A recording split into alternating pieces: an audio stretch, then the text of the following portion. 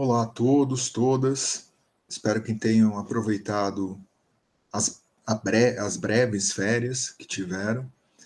E vamos iniciar então a nossa unidade de funcionamento da vida 2 e vamos falar hoje sobre as mitocôndrias. Então, o que seriam as mitocôndrias? Eu acredito que muitos de vocês devam ter ouvido falar dessas organelas no ensino médio. Mas o que seriam? O que seriam, então, essas organelas? De onde vieram? O que fazem?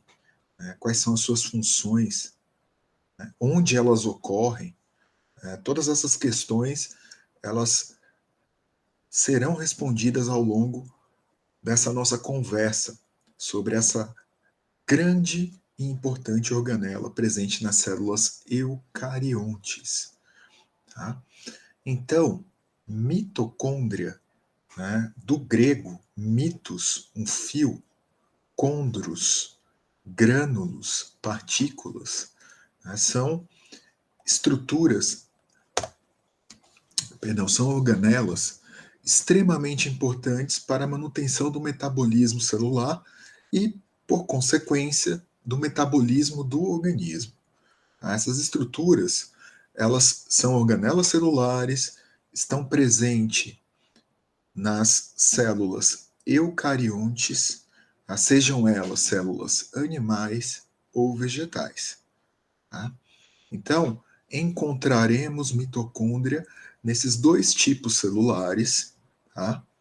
Tanto em plantas vegetais quanto em animais. Tá? A grande maioria, a maioria avassaladora de células eucariontes apresentam mitocôndrias como suas organelas principais para, para o fornecimento de energia, para a transformação de substâncias e moléculas orgânicas em energia. E essa energia será traduzida em forma de ATP. Tá? Cabe lembrar que existem algumas exceções. Por exemplo, as hemácias, que são células carreadoras de oxigênio ou CO2, essas células não possuem mitocôndrias. São células eucarióticas, animais, tá? Elas estão diretamente ligadas ao transporte de oxigênio e CO2, das trocas gasosas realizadas nos animais, e não apresentam mitocôndria. Não apresentam mitocôndria. Pois bem,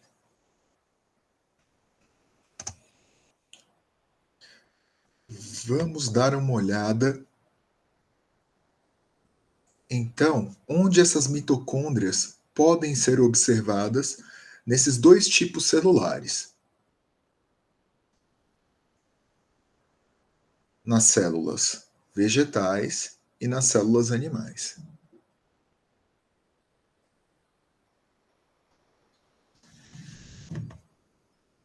Lembrando que as células animais, elas não possuem, uma parede celular celulósica. Então, existem algumas diferenças extremamente interessantes e importantes entre os dois tipos celulares. Tá? Então, a presença de parede celular, de um grande vacúolo e de cloroplastos, tá? Nas células vegetais. Essas estruturas não vão ocorrer nas células animais. As células animais são delimitadas pela membrana plasmática, tá? E não apresentam, então, essas estruturas que eu acabei de mencionar. Agora, o que é interessante, ambas apresentam mitocôndrias. Todas elas apresentam as mitocôndrias. Então, olhem aqui, mitocôndrias, mitocôndrias e mitocôndrias.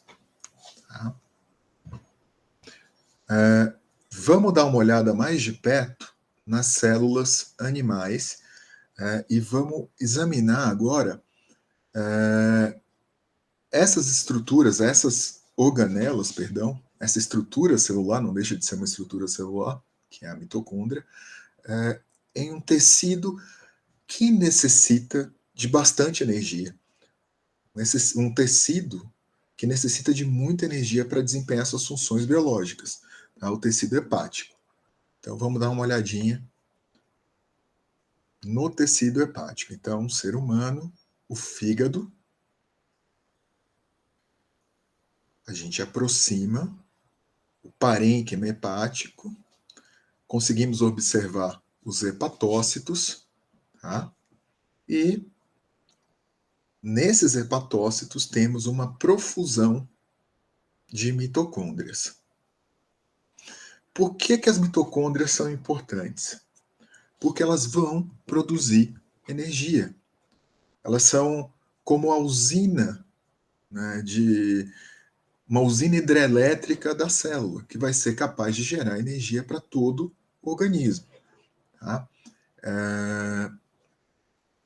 E todo esse mecanismo, todo esse mecanismo de produção de energia, ele ocorre sob demanda de oxigênio. Tá? O oxigênio, então, ele é extremamente importante, tá? Para que ocorra o processo de formação de ATP.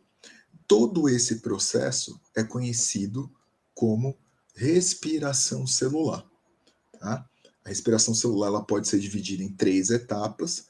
A primeira, que ocorre fora da mitocôndria, ocorre no citossol da célula hospedeira, né, ou da célula que vai ter, estou dando spoiler aqui falando em célula hospedeira, mas da célula que onde as mitocôndrias estão presentes. Então, a glicólise ela inicia esse processo de respiração celular fora das mitocôndrias. Tá? Então, ocorre aí a produção de alguns ATPs, né, com a possibilidade de utilização de 2 deles.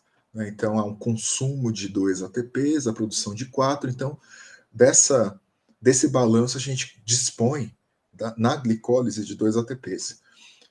Já na mitocôndria, vai ocorrer o ciclo de Krebs, ou ciclo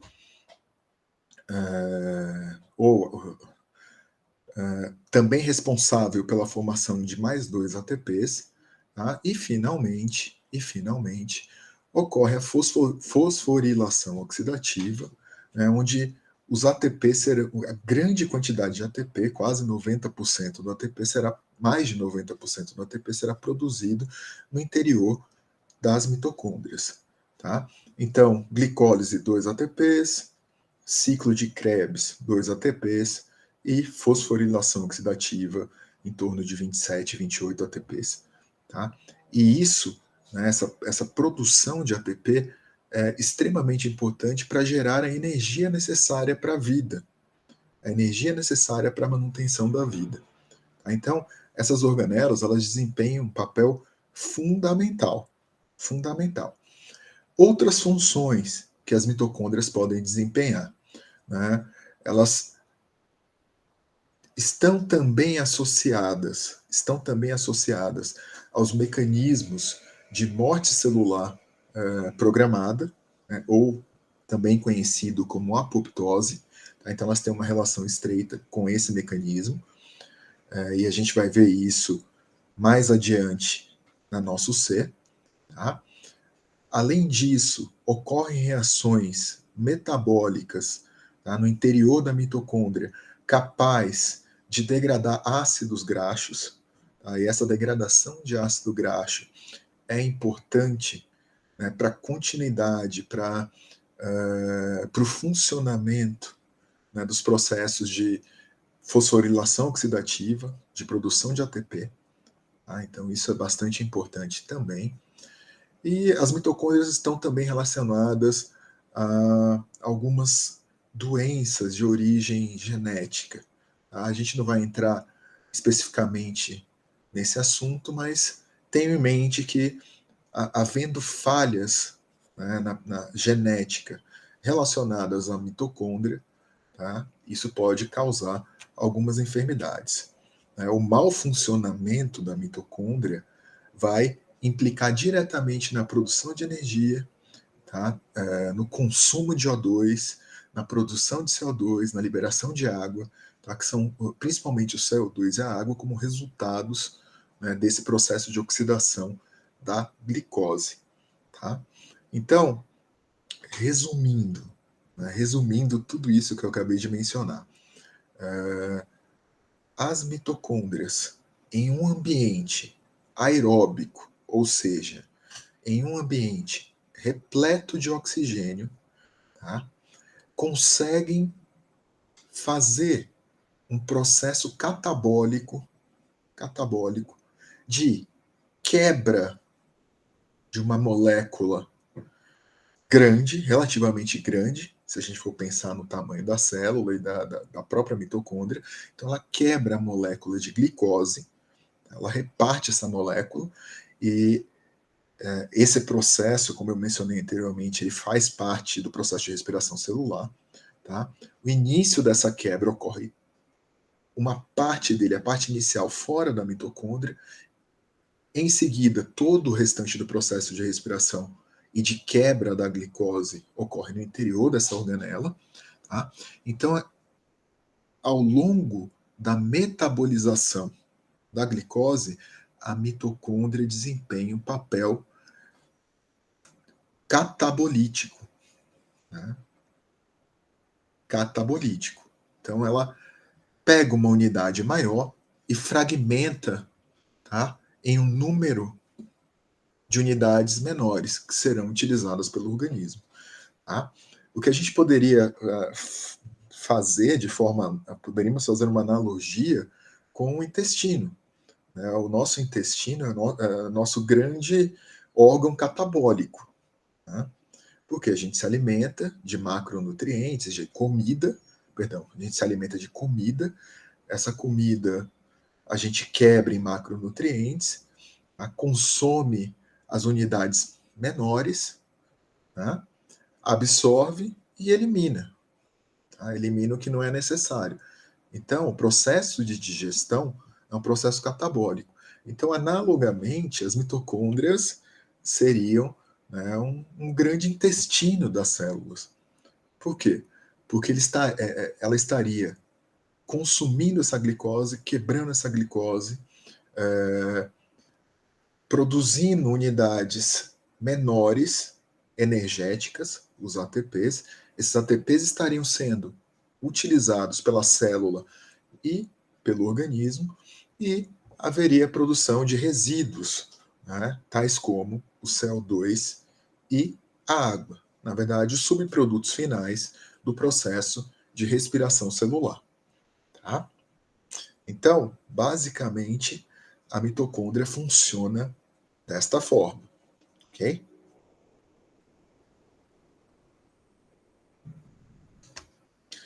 Mas vamos dar uma olhada um pouco mais de perto nessa organela. Tá? O que é interessante notar nas mitocôndrias é que ela tem um formato ovalado, né? Ou ela é ligeiramente ovalada ou arredondada. Tá? Como eu disse anteriormente, está presente tanto nas células eucariontes, perdão, nas células eucariontes, tanto nas células animais como nas células vegetais. Tá? Então vamos dar uma olhada mais de perto nessa organela. Vamos dar uma olhada mais de perto nessa organela. O que a gente nota olhando essa ilustração em 3D? Que essa organela ela apresenta duas camadas. Diferente de uma célula eucarionte, né, a célula eucarionte apresenta apenas uma membrana que a delimita. Já a mitocôndria apresenta duas. Uma membrana externa e uma membrana interna. e uma membrana interna. A membrana externa, ela é formada de fosfolipídios, tá? E também apresenta uma grande quantidade de proteínas de membrana associada, né, principalmente as porinas, tá, que permitem, né, uma grande possibilidade de transporte de estruturas e de moléculas e de íons do citossol para, né, a mitocôndria. Tá? Basicamente, a conformação da membrana externa da mitocôndria é extremamente similar à membrana da célula, a membrana da célula eucariótica. Tá? Uma membrana formada de fosfolipídios com uma grande quantidade de porinas. Essa membrana é seletiva, mas extremamente permeável. Okay? Entre a membrana externa e a membrana interna, eu tenho um espaço. Esse espaço é conhecido como espaço intermembranoso ou intermembranar. Tá? Ele é preenchido por citossol, basicamente. Tá? Pela mesma pela mesma substância química, né, que compõe o citossol da célula onde essa organela vai estar presente. Tá? Já a membrana interna da mitocôndria, ela também é formada por uma bicamada lipídica, porém ela tem uma permeabilidade muito menor em relação, né, ao que está a esse espaço, né, a substância que está no espaço intermembranoso. A permeabilidade é muito menor. Tá? E ao longo dessa membrana interna, eu tenho uma infinidade de proteínas de membrana associadas diretamente ao processo de respiração celular. Por exemplo, a ATP sintetase, tá? Que é um complexo proteico que vai ser responsável, né, pela produção, pela formação do ATP. Essa membrana interna, ela possui essas invaginações, tá, em direção ao centro da mitocôndria, tá? O que a gente convenciona chamar de cristas. Tá? Essas cristas aumentam, né, de maneira importante a superfície de contato da membrana com, tá, as substâncias que estão retidas no interior dessa membrana. Quais são essas substâncias? O que são essas substâncias? Tá? Essas substâncias são proteínas, enzimas,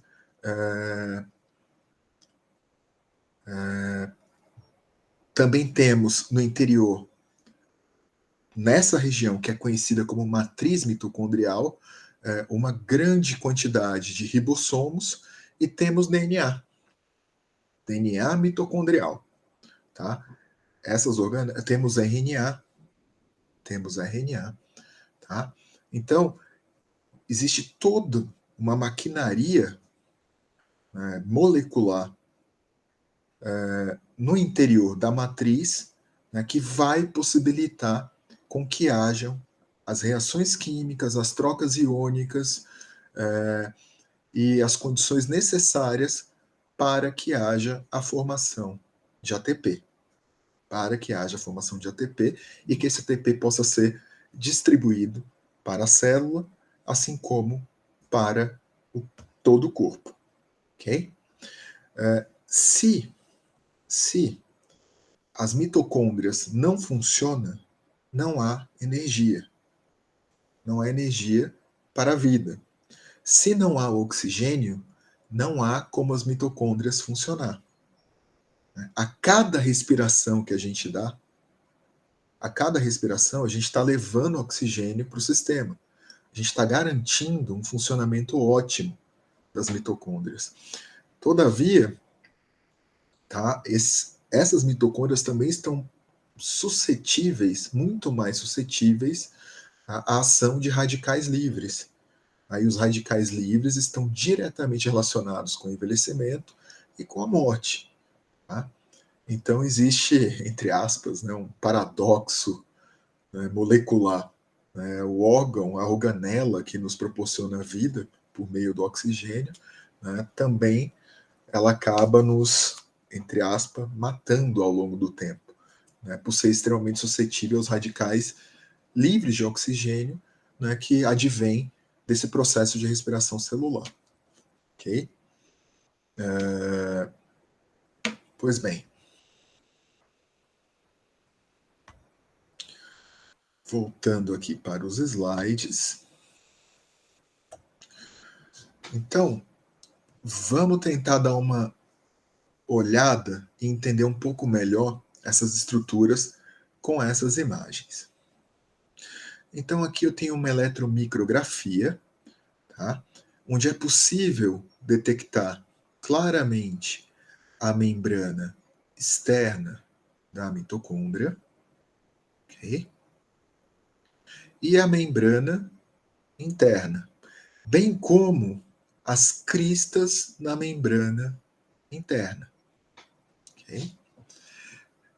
Entre essas cristas da membrana interna, eu tenho o espaço, tá, que denominamos de matriz.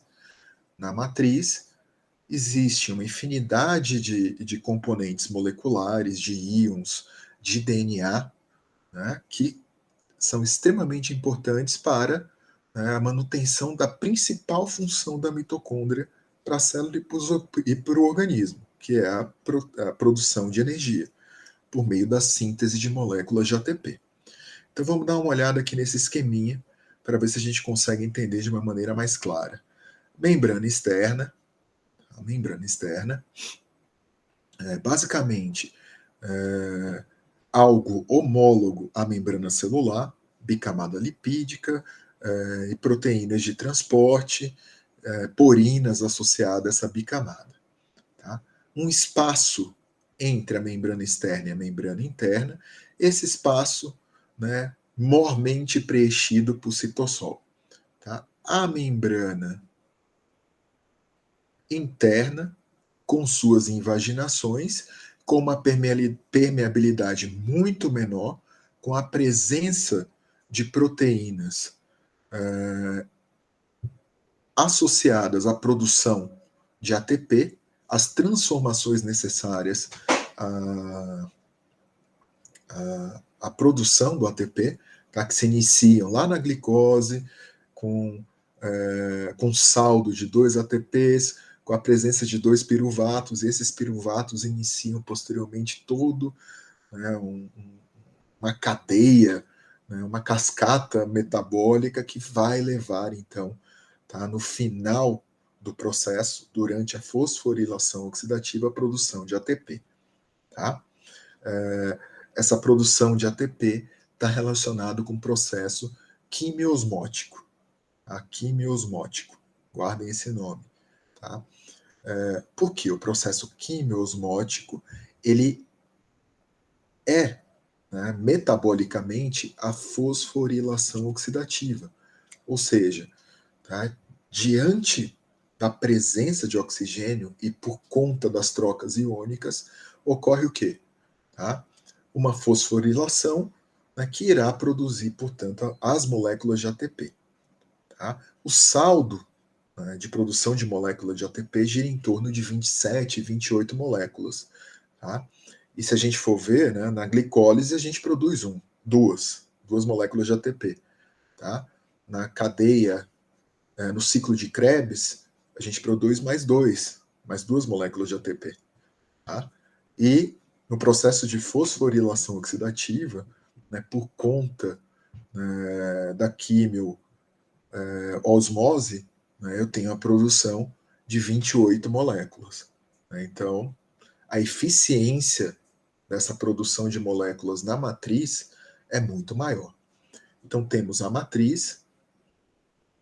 Na matriz, a gente tem alguns grânulos, né, de de cálcio, de enxofre, enfim, de alguns íons que estão presentes na matriz, tá? O DNA circular, ribossomos, tá? Ribossomos, partículas sintetizadoras de ATP e o ATP vai estar sendo produzido nessa matriz, ok?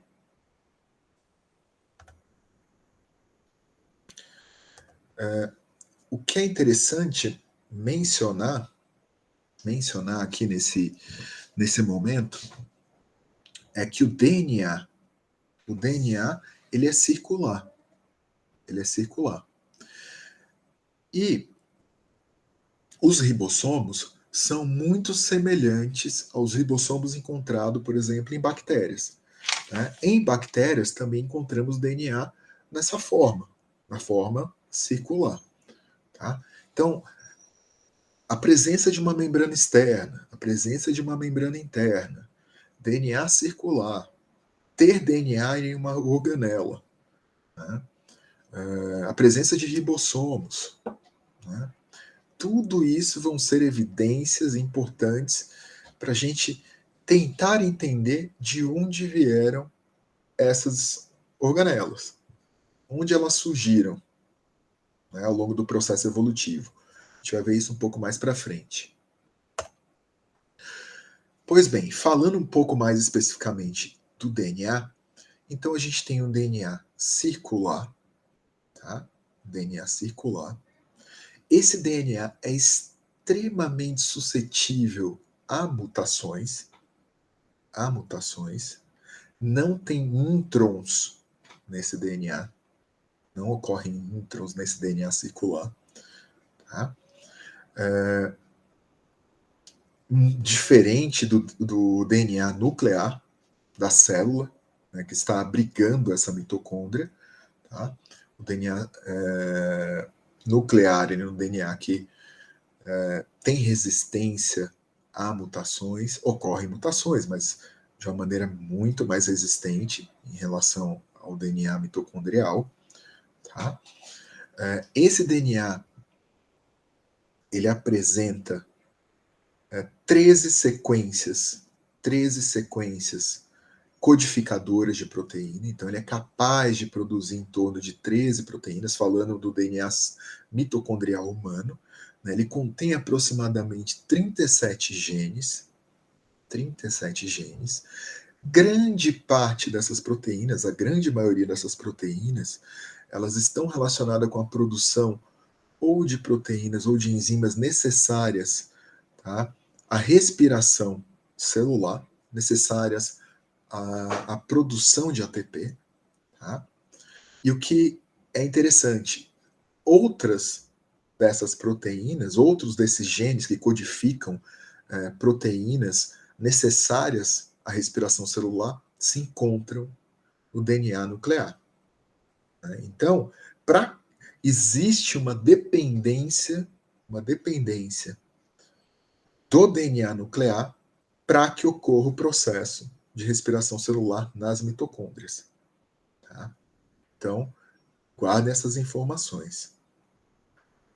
Outra coisa que é extremamente interessante é que esse DNA, né, na grande maioria, às vezes existem já alguns estudos, eles são estudos ainda incipientes, que dizem o contrário, mas pensando no padrão da espécie humana, ou dos seres humanos, eu não gosto de usar esse termo espécie humana, né, mas dos seres humanos, esse DNA é de origem materna. Tá? Então, o que a gente tem com o DNA mitocondrial? Tá?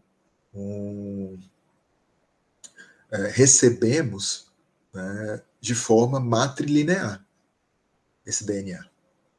Não há transcrição do DNA mitocondrial. Não há transcrição. Há tradução. Então, o que a gente tem aí nessa maquinaria, né, para a produção dessas proteínas? Um RNA mensageiro, né, para que ocorra a tradução. Então, o RNA está aí presente dentro da matriz mitocondrial. Isso é extremamente importante. E outra coisa que é extremamente importante é que as mitocôndrias se dividem por fissão. Tá? Então, eu tenho uma mitocôndria, num determinado momento fisiológico metabólico, ela promove a divisão. E ao se dividir, né, ela pode não ter a mesma quantidade de DNA mitocondrial em cada uma das unidades formadas. Tá? Mas isso vai causar algum problema? Não, porque esse DNA ele tem a capacidade, tá? Essa mitocôndria tem a capacidade de mais uma vez fazer divisões desse DNA e promover com que haja o equilíbrio, ou que esse DNA seja suficiente para aquela determinada célula, né, para a qual ele acaba sendo necessário. Tá? Eu não sei se eu fui muito claro aqui, mas eu posso repetir. O que acontece, gente? Onde eu vou precisar de mais mitocôndria? De mais mitocôndrias? Em células que demandam, né, muita energia, precisam de muita energia. Tá? Os principais tecidos que necessitam constantemente de energia são os tecidos que precisam constantemente de respiração. Tá? De respiração. Seja ela respiração orgânica ou respiração celular. Tá? São os tecidos que precisam de oxigênio. Né? Precisam de oxigênio, consequentemente, precisam quebrar glicose por oxidação para que haja o fornecimento de energia para esses tecidos. Então, eu estou falando mais especificamente, por exemplo, do tecido muscular, da musculatura. Tá? Então, células musculares vão ter uma grande quantidade de mitocôndria, porque o músculo precisa de muita energia. Né? O músculo precisa de um aporte grande de oxigênio, né? E precisa de energia para que haja a sua contração. Tá? Por isso, né, que uma das características funcionais dos músculos é produzir calor. Tá? Porque ao longo do processo de respiração celular, tá, um dos subprodutos é a geração de calor. A gente tem lá a gente tem o produto molecular oxigênio, água, e o produto calor, produto físico calor desse processo. Tá? Então isso é extremamente interessante. Por que eu estou falando isso, mostrando esse slide de divisão? Porque quando a célula necessita de mais mitocôndrias, ela pode se dividir. Ela pode se dividir sem haver uma relação com a divisão da célula. Ela pode se dividir para atender, né, aquela célula, naquele momento, para fornecer energia para aquele tecido específico. Quais são outros tecidos que podem, tá, que também apresentam grande quantidade de mitocôndria? Tá? O tecido nervoso, é um tecido que precisa de muita mitocôndria. Tá? Inclusive, no final, né, do neurônio, tá? Na região de terminação do neurônio, eu tenho uma grande concentração de mitocôndria que permite com que haja a liberação dos neurotransmissores na fenda sináptica. Tá? Então, eu preciso de mitocôndria nesse tecido para que haja a proliferação da informação elétrica ao longo do neurônio. Então, a mitocôndria é fundamental. Então, eu preciso que essas organelas estejam em profusão naquela célula. Por isso, há uma grande divisão celular, perdão, uma divisão de mitocôndrias, né, nesses tipos celulares. Assim também como podem haver fusões. Tá? Uma mitocôndria pode se fundir a outra. Tá? Pode se fundir a outra. Dentro de uma mesma célula. Okay? Isso também guardem, tá? DNA circular, fissão, união, poucos genes, duas membranas, uma membrana externa, uma membrana interna. Isso tudo, tá, dessa estrutura, dessa estrutura da organela, são evidências importantes para a gente tentar detectar a sua origem, a origem das mitocôndrias. Ok? Pois bem, lá na década de 80, tá, a Lynn Margulis, tá, ou Margulis, uma bióloga, e aqui eu gosto de falar bióloga, uma bióloga com B maiúsculo, tá, propôs, né, a teoria endocibionte, a teoria da endossimbiose, tá, que lá nos primórdios da formação dos seres vivos, tá, e das primeiras células, dos primeiros aglomerados celulares há mais de 2 bilhões de anos atrás, por volta de 2,5 bilhões de anos atrás, o processo de simbiose foi tão importante quanto o processo de seleção natural. Então ela publicou esse livro, Simbiose na Evolução das Células. Tá?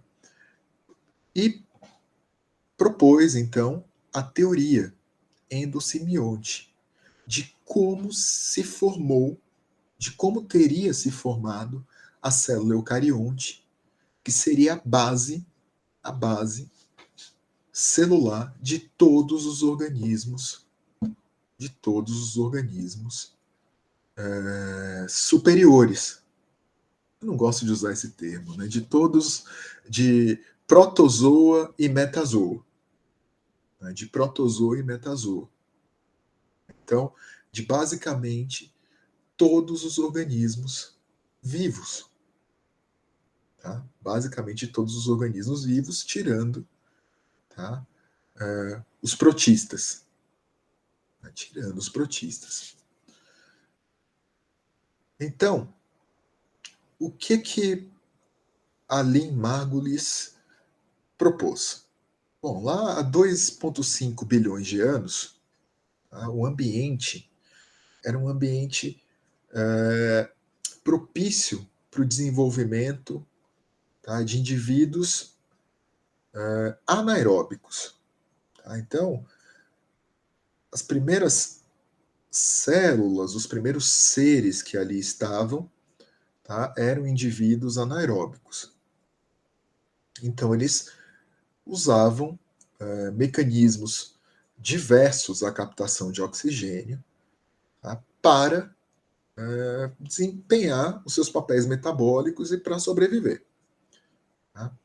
Em um determinado momento, ao longo do processo, tá, de mudanças na Terra, né, ao longo desses milhões e milhões de anos, tá, houve um resfriamento da Terra e houve a liberação de muito oxigênio para a atmosfera. Né? Ou seja, a atmosfera começou a se formar. Eu não posso, não sei precisar se já havia uma atmosfera, mas havia muito oxigênio disponível. Havia muito oxigênio disponível. Oxigênio, né, ele é cáustico, né? Ele é um elemento oxidante. Ele é um elemento oxidante. Tá? Pois bem, então nesse universo eu tinha células anaeróbicas, tá? E tinha tinha indivíduos que tinham condições de metabolizar o oxigênio e produzir energia. Tá? Tinha esses indivíduos com essa capacidade. Pois bem, vamos seguir essa ideia aqui. Então eu tenho aqui um ancestral procarionte, tá? Uma protobactéria,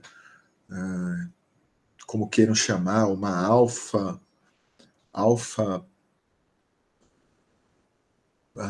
Agora me fugiu o termo, depois eu lembro ao longo da aula. Mas enfim, o que eu tenho aqui? Tá? Um ancestral procarionte. Eu tenho DNA, membrana celular e citoplasma. Por algum motivo, por algum evento, ocorrem o quê? Invaginações da membrana plasmática. E isso seria o início, né, seria o arcabouço para o desenvolvimento de algumas organelas fundamentais. Tá? Essas invaginações, elas passam a delimitar, tá, um envoltório para o núcleo. Passam a delimitar um envoltório para o núcleo, formam retículos, formam vesículas, tá? Tudo isso no interior da célula. Passam-se alguns outros milhares de anos e essas células que não têm capacidade, tá, de desempenhar a respiração celular, tá, elas desenvolvem o quê? Tá? Um núcleo relativamente organizado, um invólucro nuclear, retículos endoplasmáticos. Tá? A demanda metabólica dessa célula, que não é capaz de lidar com o oxigênio, que está bastante disponível, no ambiente, tá? A demanda metabólica aumenta. Tá? E o metabolismo anaeróbico não é suficiente para manter essa demanda metabólica. Pois bem, olha que coincidência. Né? Eu tenho ali alguns procariontes heterotróficos. Tá? Alguns procariontes heterotróficos. Que são capazes de fazer o quê? De quebrar moléculas de glicose, vamos colocar glicose, ou moléculas com carbono, né? Vamos colocar a glicose. São capazes de quebrar moléculas de glicose, utilizando esse oxigênio e produzindo energia. Opa! O que essa célula, que não tem essa capacidade e precisa de muita energia, fez em algum momento do processo evolutivo? Essa cientista, Lynn Margulis, que já faleceu em 2011, nasceu em 37, ela comenta que tão importante quanto a evolução foi a simbiose, ou seja, a união de dois organismos diferentes em um só, né? focando o bem mútuo. Tá? Um fornece para o outro uma vantagem e o outro fornece para uma vantagem. Tá? Então aqui a gente pode falar de célula hospedeira, de célula hospedeira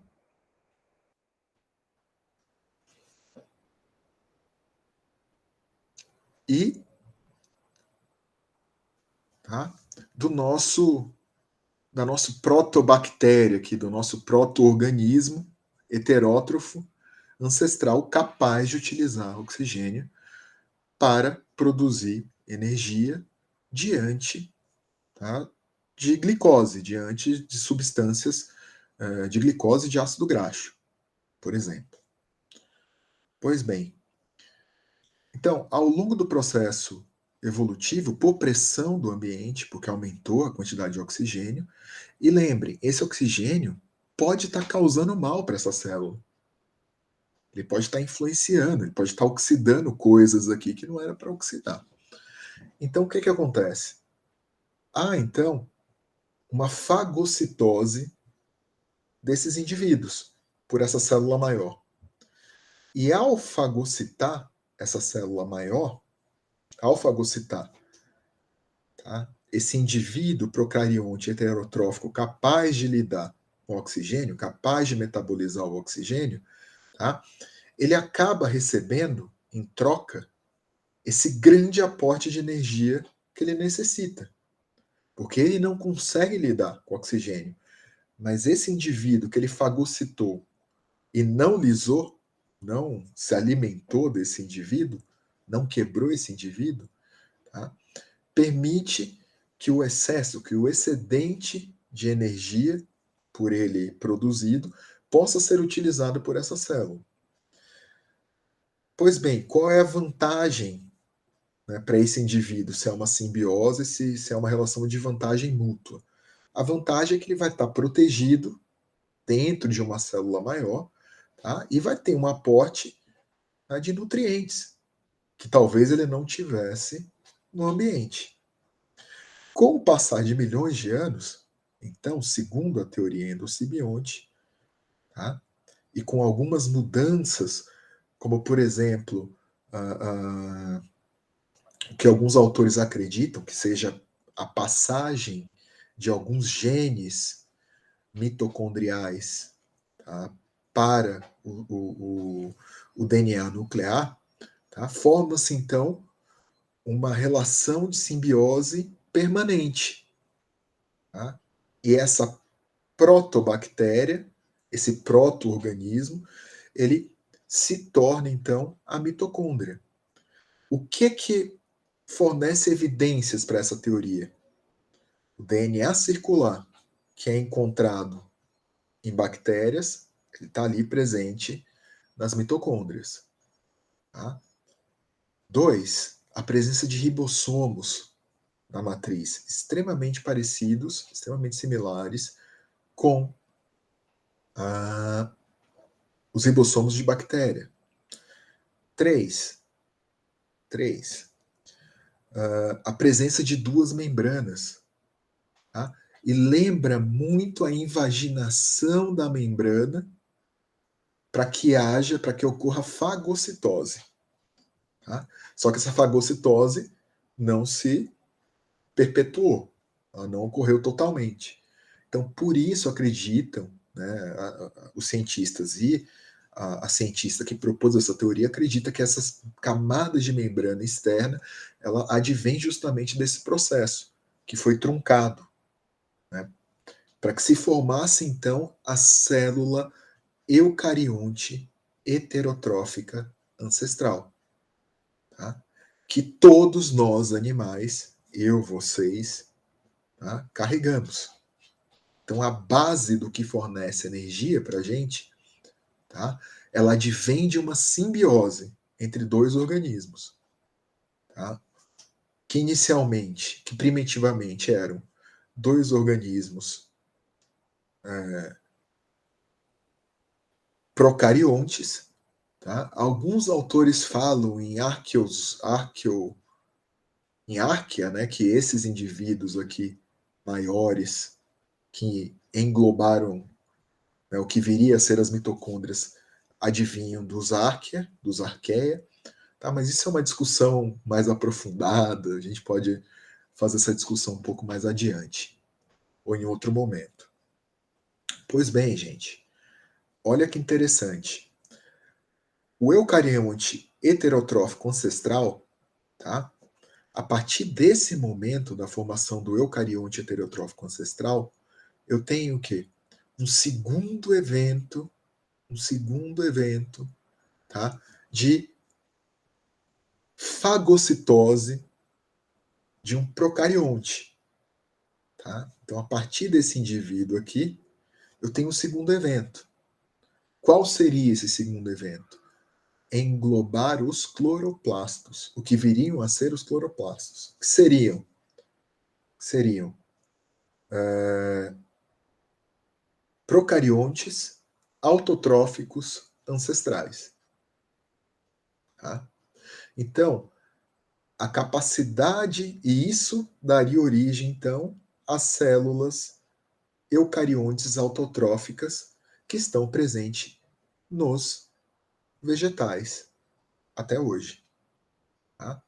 Então, o cloroplasto e as mitocôndrias são, segundo essa teoria, de origem procarionte e foram e se uniram a outra célula.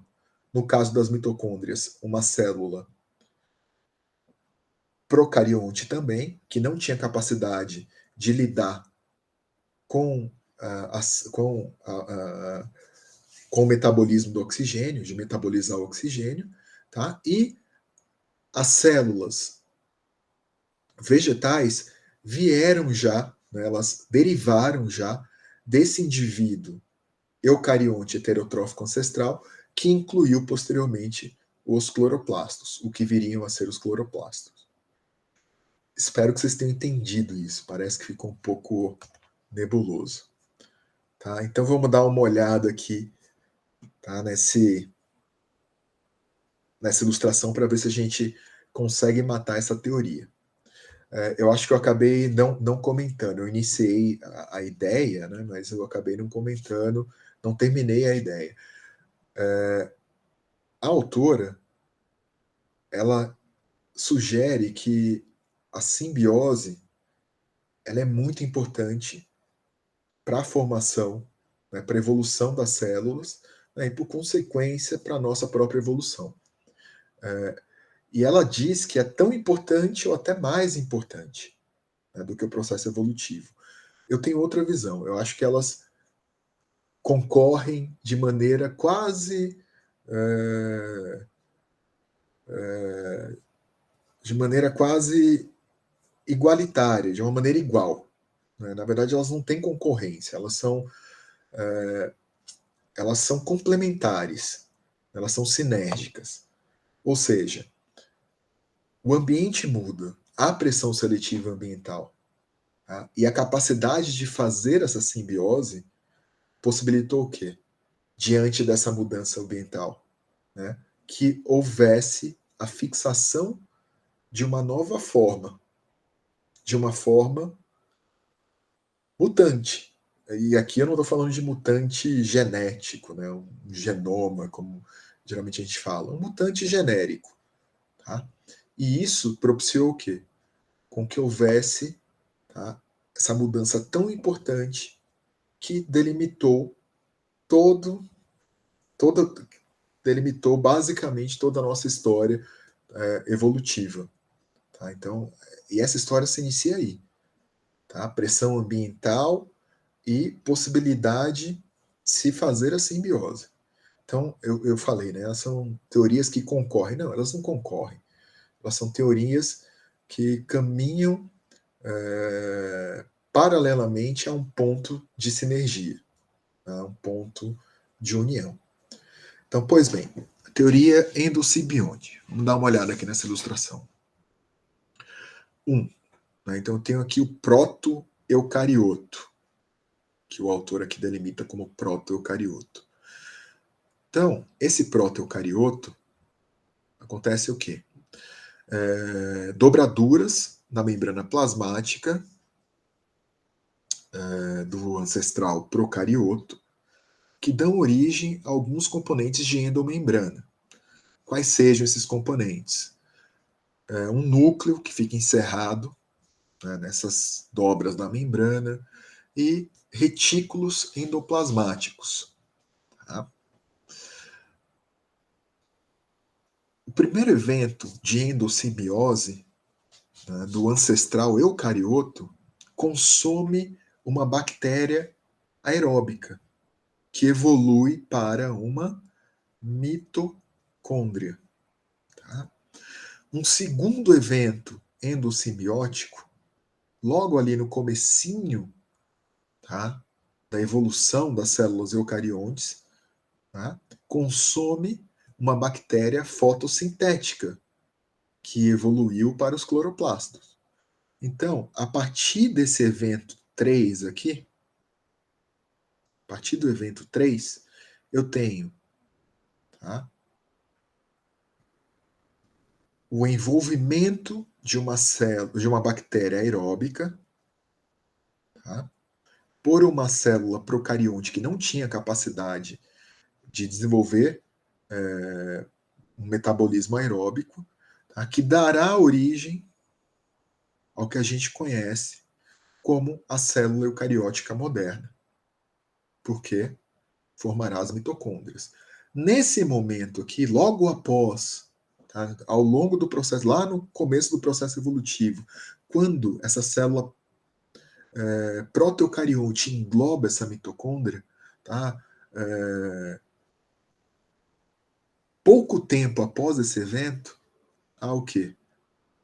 Mais um evento, tá? Em que há uma união, uma simbiose com outro indivíduo, com outro tipo de bactéria, dessa vez uma bactéria capaz de fazer fotossíntese, tá? Que dará origem, tá, às células eucarióticas modernas fotossintéticas, presente na grande maioria dos vegetais. Ok? Então, gente, resumindo, tá, o que a gente viu hoje de uma maneira mais sintética. Mitocôndrias são organelas presentes nas células eucariontes, sejam elas células eucariontes vegetais ou animais. Tá? As mitocôndrias são diretamente responsáveis pela produção de energia. Tá? A célula necessita de energia e o indivíduo necessita de energia. Então, a produção de energia está diretamente associada a essas organelas. Como? Ela transforma, ela cataboliza glicose em ATP, que são moléculas de energia. Ela cataboliza glicose em moléculas de ATP, tanto em células vegetais quanto em células animais. Okay? As mitocôndrias apresentam duas membranas, uma membrana externa e uma membrana interna. A membrana externa apresenta algumas proteínas de membrana associada, tá, a ela, são as porinas, que permitem a passagem de substâncias do citossol para o interior da mitocôndria. A membrana interna ela é menos permeável e encerra a matriz mitocondrial. Essa matriz mitocondrial, nessa matriz mitocondrial encontramos uma infinidade de enzimas, proteínas, íons, DNA circular, ribossomos, tá? Que permitem, que são necessários a todo o processo de respiração celular. As mitocôndrias, bem como os cloroplastos, né, acreditam, a maioria dos cientistas acreditam que sua origem, tá, está associada a um evento que aconteceu há mais de 2 bilhões de anos atrás, ou seja, há muito tempo. Tá? E esse evento foi um evento de simbiose. Duas células, tá, perdão, dois organismos se juntaram, se uniram, tá? Então é um processo de simbiose, sim, junto, bios, vida, vida em conjunto, tá? Para benefícios mútuos. Ou seja, existia uma célula protoeucarionte, tá? Uma célula protoeucarionte sem capacidade de realização de metabolismo aeróbico, tá? Existia uma bactéria, uma protobactéria capaz de fazer metabolismo oxidativo. Tá? Então, essa essa célula protoeucarionte que não tinha essa capacidade engloba, tá, essa protobactéria com capacidade de metabolização de oxigênio, tá? E a partir daí ocorre um fenômeno, tá, de identificação entre as células de benefícios mútuos, e isso, ao longo do processo evolutivo, leva à formação de uma organela chamada mitocôndria, tá? E essa mitocôndria passa a ser, então, a usina hidrelétrica, a usina de força da célula e do organismo. Eventos que, evidências que suportam essa teoria, né? A presença de uma membrana externa, a presença de uma membrana interna, DNA circular, que também é encontrado em bactérias,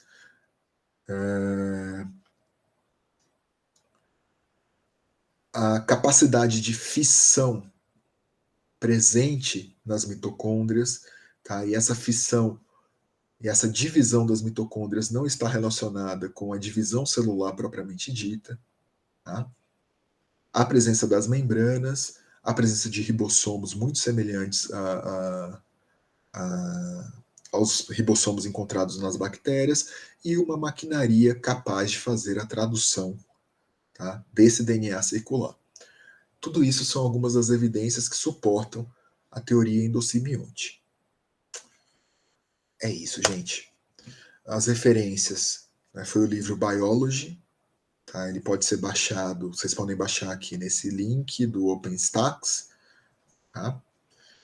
Eu também acessei esse site, tá, do Mosa Web.